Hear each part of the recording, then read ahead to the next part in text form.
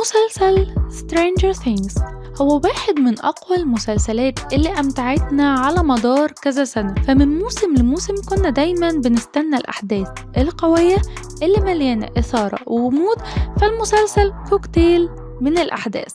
لكن بيجي هنا سؤال، لو أنا ما بدأتش في ولا موسم من مواسم المسلسل وعايز أبدأ وكمان عايز أعرف أحداثه بتدور عن إيه، فالحلقة دي مخصوص ليك هنقولك فيها الخلاصة ومن الآخر في أحداث مواسم المسلسل القوية جدا. وبنبدأ بسيزون 1. بيبدأ الموسم الأول سنة 1983 بأربع أصحاب، مايك، داستن، لوكاست وويل. بيلعبوا كلهم في بيت مايك، ووقت لعبهم بيخلص راحوا بيوتهم تقريبا الساعة 8:30 بالليل. وويل وهو مروح بيصادفوا كائن هيئته مش واضحة بسبب الضلمة، لكن شكله مش بشري، فبيحاول يستخبى منه. لكن لسوء حظه حتى بعد ما بيوصل بيته بيلاقي ان والدته واخوه مش موجودين، والكائن للأسف بيقدر ياخده وبيختفي ويل بشكل غامض. وده اللي هتدور عليه أحداث الموسم الأول، واللي بيطرح تساؤلات، وهي هو فين اختفى ويل، ومين الكائن ده، واختفى فين، وأسئلة كتير. بتكتشف جويس اختفاء ابنها الصبح، وبيبدأ جوناثان اللي هو أخو ويل الكبير يدور عليه، وبيقدموا بلاغ باختفاء ويل. وكمان أصدقاء ويل في المدرسة بيعرفوا الخبر من المحقق هوبر، واللي هيكون ليه دور كبير جدا في أحداث المسلسل الجاية. ساعتها ثلاثي الأصدقاء بيقرروا إن هم كمان يدوروا على صاحبهم الرابع رغم تحذيرات المحقق الكتيرة ليهم. وفي ليلة فيها مطرة بيصادفهم بنت شكلها شبه الولاد ومش بتتكلم خالص. بيقرر مايك ياخدها عنده في قبو بيته، وبيسميها 11 أو ال بسبب الوشم اللي كان مرسوم على ايديها. ولكن مع الوقت بيكتشفوا ان ال عندها قدرة خارقة، هي انها بتقدر تحرك الاشياء ذهنيا، وكمان بتقدر تتواصل بعقلها، وبتعرف تحدد اماكن الاشخاص، وبتقدر تشوف ذكريات اشخاص تانيين. لكن للأسف هي ناسية أحداث كتير جدا، وكمان مش عارفة تتكلم. طبعا مايك بينبهر بيها جدا وداستن كمان، لكن لوكاس ما كانش راضي قوي عن وجودها في مجموعتهم. بس ده بيتغير في النهاية، وبيقرروا يبحثوا عن ويل بمساعدتها، واللي شافوا إنها أكيد هتفيدهم كتير. بتحصل حاجات غريبة زي إن جويس بتسمع صوت ابنها ويل من الحيطة، واللي فجأة بيخرج وحش غريب برضو من الحيطة. فجوناثان طبعا مش بيصدق كلام والدته لحد لما بيتعلن عن العثور على جثة الطفل ويل. على الجانب الآخر ال بتخلي مايك يسمع صوت ويل، فبيعرفوا إن هو لسه عايش، بس في بعد تاني أطلقوا عليه اسم الأبسايد داون. أما هوبر المحقق بيطلب من جويس إنها تتعرف على جثمان ويل، واللي بتقوله إنه مش هو ابنها. طبعا ده بيزود فضول هوبر، بيبدأ يدور أكتر لحد ما بيكتشف إن ده مجرد مجسم سيليكون لجثة ويل، وده بيؤدي إن في حد بيحاول يخفي الحقيقة. وبيعرف إن كل الطرق بتؤدي لمختبر هوكنز، واللي بيعتبر من أكتر الأماكن الغامضة اللي محدش يعرف عنها أي حاجة ولا إيه الاختبارات اللي بتحصل فيها. بيروح هوبر المختبر وبيلاقي نفسه دخل جوه عالم تاني غريب، اللي هو نفس الأبسايد داون اللي أصحابنا قالوا عليه. لكن للأسف بعدها بيلاقي ناس من المختبر بيخدروه وبيرجعوه تاني لبيته، واللي بيكتشف بعد كده إنه متراقب في كل حركة. في نفس الفترة بتختفي بيربارا هي صديقة نانسي اللي اختفت وقت لما كانوا متجمعين في بيت ستيف، واللي بعدها برضو نانسي بتبدأ تدور عليها، وبتلاحظ وجود كائن غريب في صورة كان مصورها جوناثان في نفس اليوم ده، واللي ما تعرفوش ان نانسي بتكون اخت مايك الكبيرة. ومن هنا بتبدأ نانسي بالتعاون مع جوناثان علشان تعرف مكان بيربارا صاحبتها، وجوناثان هو كمان بيقرر يصدق والدته بعد ما شاف اللي حصل والصورة اللي هو صورها. ومن هنا بتتفتح بوابة من سلسلة الاختفاءات الغامضة لأشخاص ملهمش أي علاقة ببعض. وبنوصل للنقطة الأهم، وهي إن إل بتفتكر إن هي اللي فتحت البوابة دي، اللي بقت حلقة الوصل ما بين عالمنا وعالم تاني خالص مختلف تماما. وده قصته كان إيه؟ قصته إن الدكتور براينز، أو زي لما كانوا بيسموه بابا، كان بيستخدم قوتها كسلاح لأغراض معينة. وفي يوم ولسبب ما إل فقدت السيطرة، ووقتها اتفتحت البوابة دي. وده كان قبل ما إل تظهر لأصحابنا اللي هم أبطال المسلسل. بتقدر تعرف إل إن ويل لسه عايش، وإن باربارا صاحبة نانسي للأسف ماتت. فإل بتتفق مع جويس وهوبر إن هم يروحوا للأبسايد داون علشان يخرجوا ويل. طبعا بعد معركة كبيرة إل بتقتل كائنات غريبة بتعرف باسم الديموغورجون، بس إل بتختفي بعد ما بتحاربهم هي كمان معاهم وفي نفس اللحظة. وأخيرا ويل بيرجع وبيفوق، لكن في نهاية الجزء الأول بنعرف إنه مش في حالته الطبيعية، وبينتهي الجزء الأول بإن ويل ساعات بيلاقي نفسه في الأبسايد داون. والمفاجأة إن بنشوف كائنات صغيرة رخوية بتنتمي هي كمان للبعد الآخر.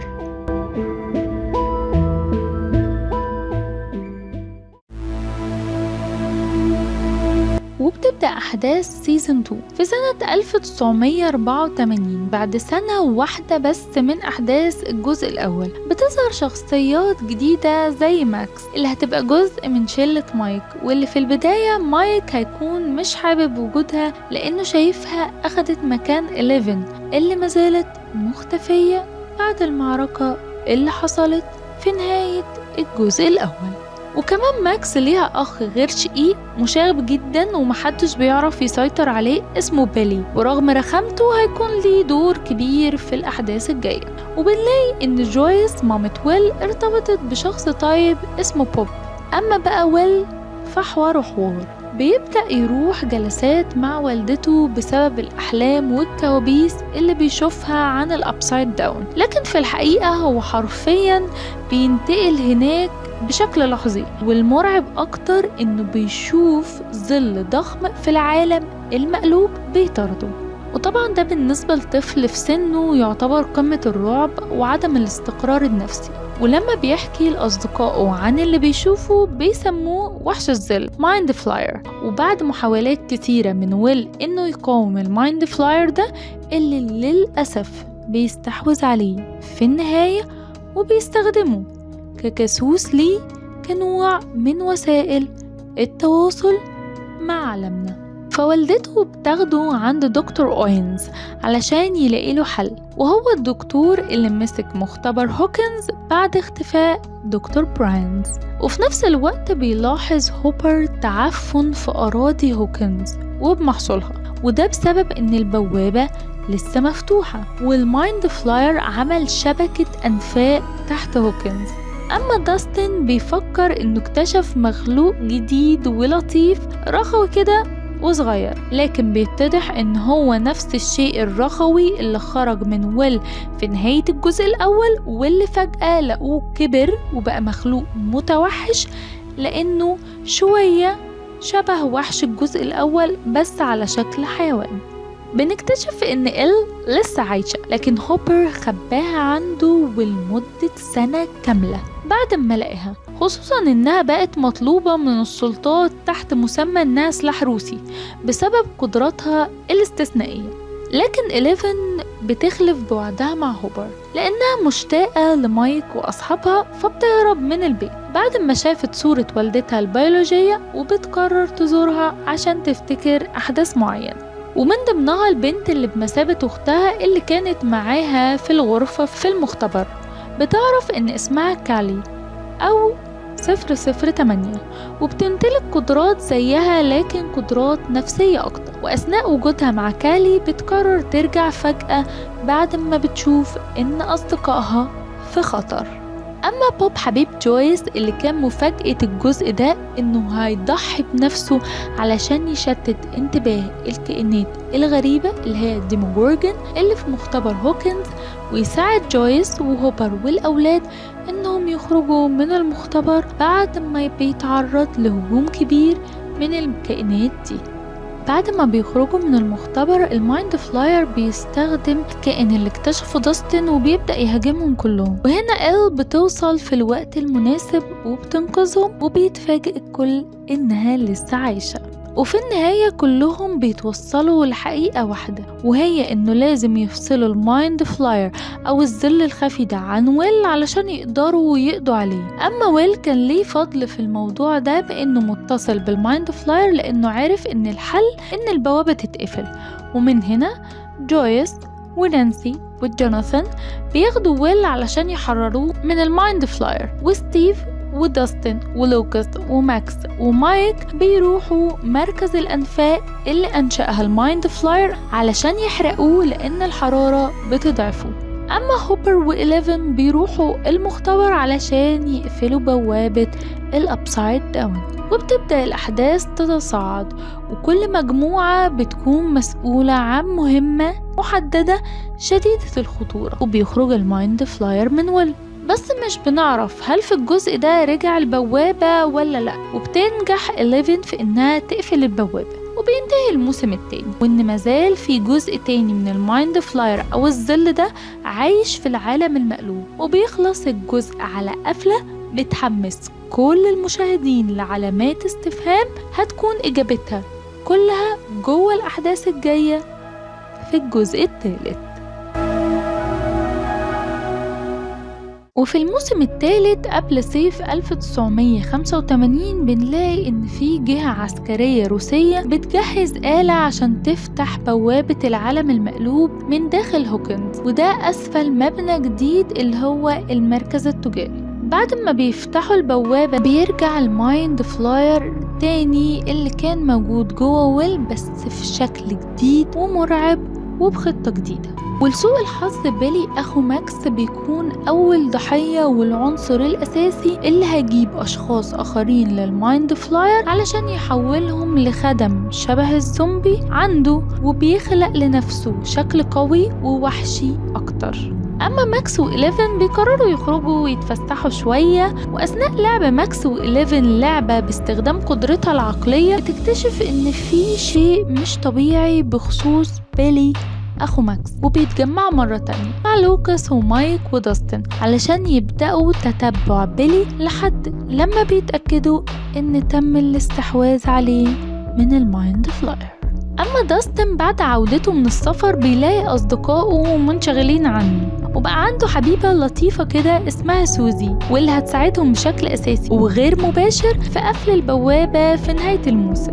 بتظهر شخصية جديدة اسمها روبن، وهي زميلة ستيف في مكان شغله. التلاتة ستيف وروبن وداستن بيشكلوا فريق بعد ما سمع داستن إشارة راديو روسية، وبعد تحقيقات بيفك شفرة الرسالة دي وبيكتشفوا إن السر في المركز التجاري اللي هو أصلاً مقر عملهم. تشترك معاهم بطريقة عجيبة إريكا، وهي أخت لوكاس الصغيرة، واللي بنشوف معاها كمية عناد ومواقف كوميدية جدا.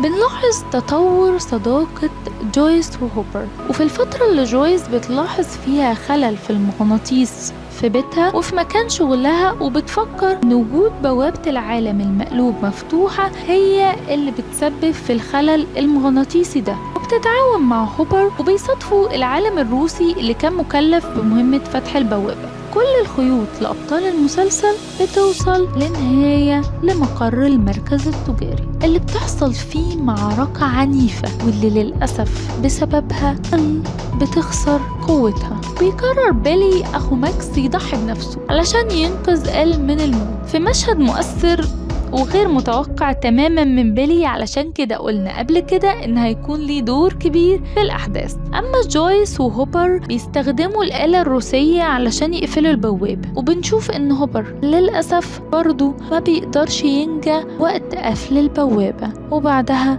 بتقرر جويس تاخد ولادها ومعها 11 ويسيبوا هوكنز خالص علشان يبدأوا حياة جديدة من غير أي أحزان.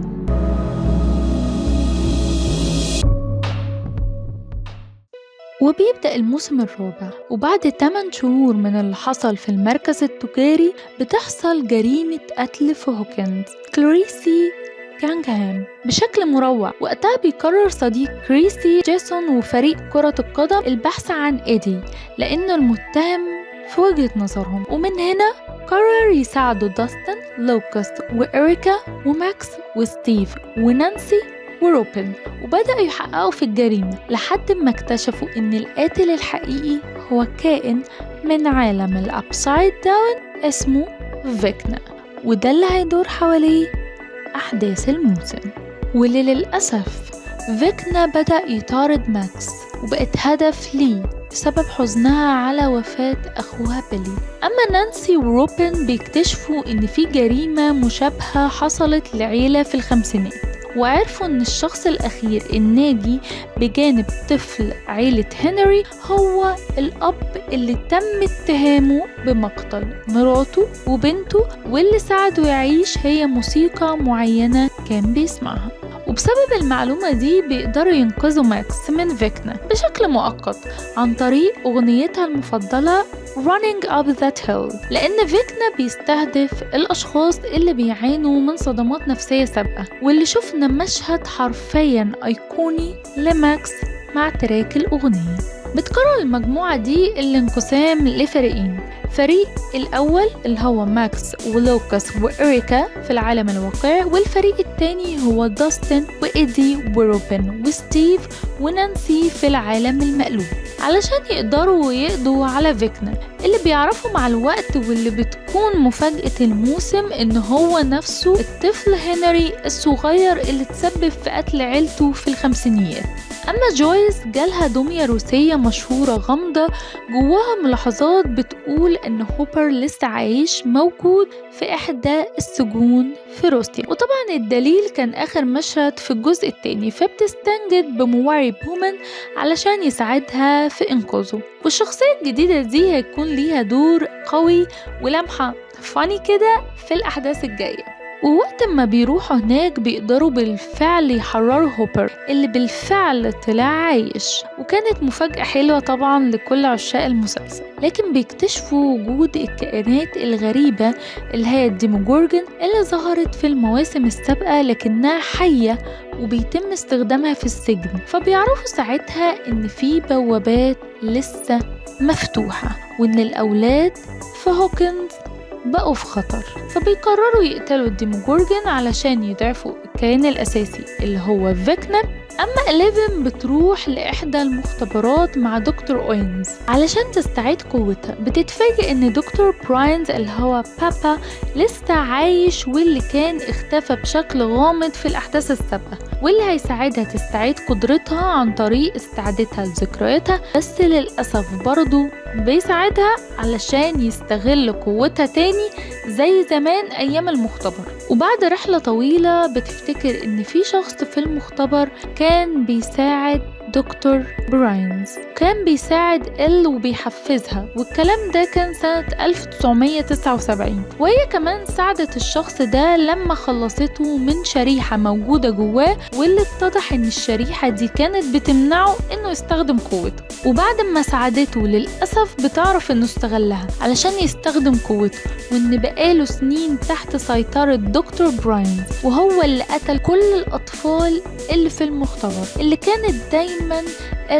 ضميرها بيوجعها ان هي ممكن تكون هي السبب اللي قتلت الاطفال دي. بس للاسف طلع ان الشخص ده هو اللي قتل كل الاطفال اللي في المختبر، وكان عايز 11 تنضم ليه لانها بتشبهه وقوية زيه ويمكن كمان اكتر. وبتكتشف ان الشخص ده هو رقم 01 واسمه هنري، الطفل اللي تسبب في قتل عيلته في الخمسينيات. وبعدها بتحصل معركة كبيرة بينهم وقتها زمان، وبسببها بتظهر قوة كبيرة من بتتسبب في فتح البوابة، ومن خلال البوابة دي بيتم إرسال هنري للعالم المقلوب، وهناك بيفقد شكله البشري تماما وبيتحول للمخلوق اللي بنعرفه. في أحداثنا الحالية وهو فيكنا، واللي رجع بعدها ب4 سنين فتح البوابة اللي شفناها في الجزء الأول بالمختبر سنة 1983 بعد استعادة قوتها ومقتل دكتور براينز من قوات عليا في صحراء نيفادا. بيوصل ليها مايك وويل وجوناثان بس مش هيلحقوا يرجعوا لهوكنز علشان يساعدوا باقي الأصدقاء، فبتقرر تساعدهم عن بعد باستخدام قدرتها، وبتحصل مواجهة من الجميع في نفس الوقت ضد فيكنا، ونتائجها بتكون كالتالي: بيضحي إيدي بنفسه في مشهد مؤثر لتشتيت انتباه الديموغورجونز علشان يسمح لنانسي وروبن وستيف القضاء على فيكنا في العالم المقلوب، ورغم إصابتهم ليه لكن بيتمكن فيكنا من الهروب، وللأسف بتتوفى ماك لكن للحظات بعد ما بيسيطر عليها فيكنا، لكن بتقدر ترجعها باستخدام قوتها. رغم كده ماكس لما رجعت بقت في غيبوبة تامة في المستشفى. أما هوبر وجويس بيرجعوا لهوكنز وبيكتشف الجميع إن هوبر لسه عايش وبيتجمعوا كلهم مع بعض، لكن بينتهي الموسم الرابع بنجاح في فيكنا في إنشاء 4 بوابات بتنزل بدمار هوكنز والعالم كله، وبتخلينا مستعدين لأقوى نهاية أحداث في الموسم الخامس والأخير.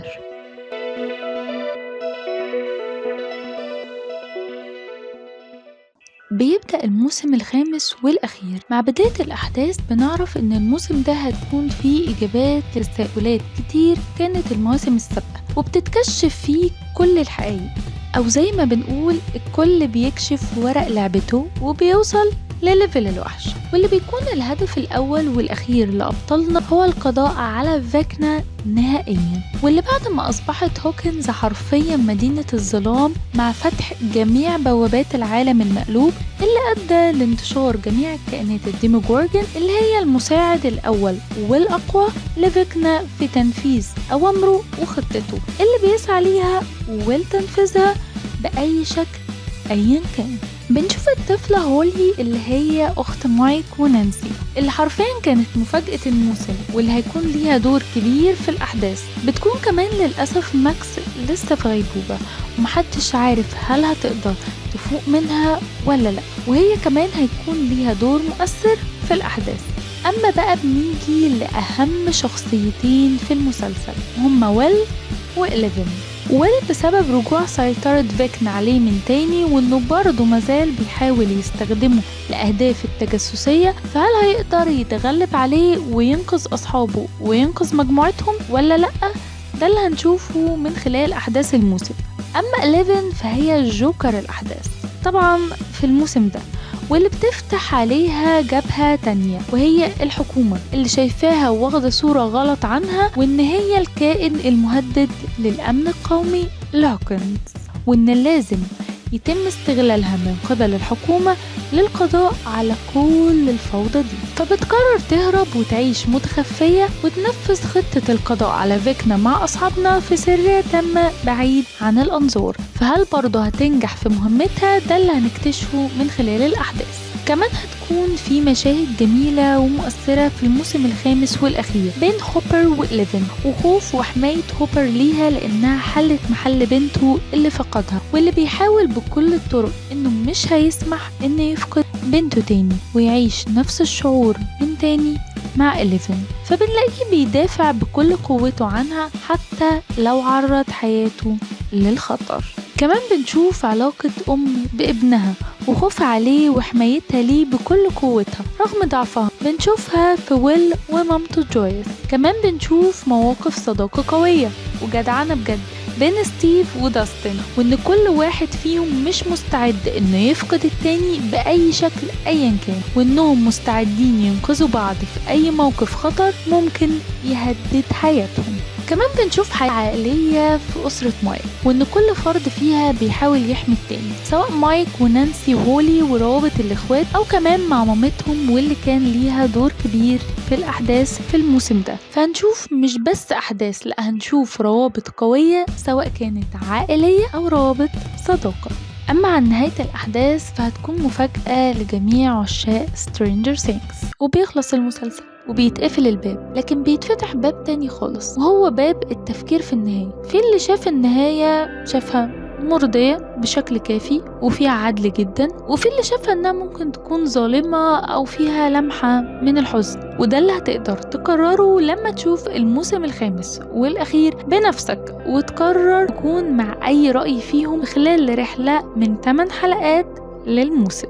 بعد انتهاء المسلسل ظهر لينا صناع المسلسل بخبر حلو ووحش في نفس الوقت. الخبر الحلو ان الاخوة دافر صناع مسلسل Stranger Things اكدوا ان في مسلسل مشتق هيتم العمل عليه. اما الخبر اللي زعل عشاق المسلسل هو ان قصته هتكون مختلفة تماما بشخصيات وممثلين مختلفين واحداثه هتدور في مكان مختلف. من ضمن المفاجآت اللي تعتبر غريبة عن ممثلين المسلسل وهو تشارلي هيدن، ان حياته كانت صعبة جدا قبل Stranger Things، يعني قبل دور جوناثان بايرز. تشارلي كان بينام في الشارع ومش معاه فلوس، وكان للأسف مدمن لمخدرات مختلفة. كل ده بدأ أثناء مشاركته كعازف طبول في فرقة لموسيقى الروك في لندن، وتعرف وقتها على مطربة يابانية ولكنهم انفصلوا بعد عدة خلافات كتيرة جدا، وده اللي خلى حالته تتدهور بالشكل ده. لكن اختياره للمشاركة في مسلسل Stranger Things كان يعتبر نقطة النور في طريقه